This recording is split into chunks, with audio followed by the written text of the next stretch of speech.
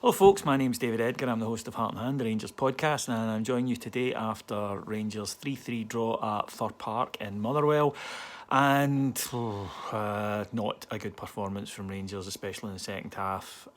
Changed to 3-5-2 today, and there'll be a lot of debate about that. Gave a goal away, went behind for the first time under Stevie G after just a few minutes. A slip by Connor Goldson allowed the Motherwell striker to run in and lob Alan McGregor, who also might have slipped coming out. It was a very wet pitch. Not an awful lot you can do about it. It was just a slip. It was just unfortunate. But Rangers, we wanted to see how they would react, and they acted pretty well. Put Motherwell on the back foot for most of the next period, and it ended up with Kyle Lafferty trying a volley from outside the box. It took a deflection and going in for his first goal since coming back. And Rangers were looking pretty good going forward, I thought, but then conceded a really terrible goal set piece to Motherwell. Great cross in from Bira Gamala, I think his name is, but boy, it was on loan to us for a while. He puts in a great ball, but Tav allows his man to drift in behind him, McHugh, and he nods it back into the far corner. And again, losing a goal after fighting back in, how would the team handle it? Again, the reaction was excellent from Rangers in the first half. Borna Barisic was causing them all sorts of problems down the left. Atones for one of his errors by putting in a superb ball. Kyle Lafferty, great run across the defender, nods it down into the turf, bounces up and past the goalkeeper for two each. And then a great counter from a Motherwell corner, ends up with Ovia Jare getting the ball in the box. He turns, makes space for a shot. The keeper should have saved it. Trevor Carson kind of got a hand to it, but only really deflected it towards the other side of the net. And Rangers went in 3-2 at half time, and you're thinking, okay, one more goal will kill this. And Rangers then proceeded to put in, I think, the worst 45 minutes that we've put in under Steven Gerrard. Really hard to pick out many positives in it, in all honesty. Motherwell dominated, got the ball into the box a lot. Rangers were defending it reasonably okay, I thought, but then dropped deeper and deeper in the last 20, just invited pressure, which I thought was a little strange because Motherwell put on Salmon and Bowman, and really they're not going to run past you. We should have pushed up and played a higher line, but instead Motherwell eventually got a corner, very last kick of the ball. I thought McGregor should have come for it, in all honesty. I thought Shagger could have done a bit better, but again, it's Tavernier who's let his man go, and of course it would be Hartley who runs in and puts it into the net for a draw. It's a tough one to take. People will criticise the formation change. I don't know. I don't know if the formation change stops you defending set pieces.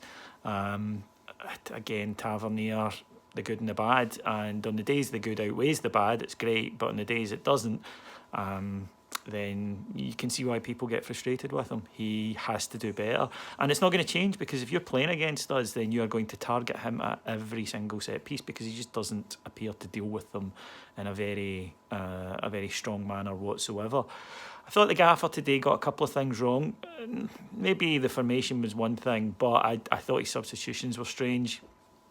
And again, he was screaming at the players to get further up, but it's got to happen. When you're told to do that, you've got to go forward, and I think it'll be a bit of a ball kicking for several of them. Connor Goldson had a poor match, his first again since signing for us. I actually don't know if he was carrying a knock or whatever, and it wasn't good. It really wasn't. A draw was deserved, unfortunately. You couldn't deny Motherwell did deserve a point, but I think that Rangers, if you're scoring 3 goals away from home, you've got to get the win, and also you've got to learn to see out games, because that's the second time now, and I cut them a lot of slack after the game at Pittodrie, because there was obvious reasons for it with the red card. But today Rangers should have had that game 3-2 at half time. We should have gone on and won it, and it's 2 points dropped. And the frustrating thing is that's 4 points dropped, 4 points that we did have in the bag from winning positions, and they'll bite.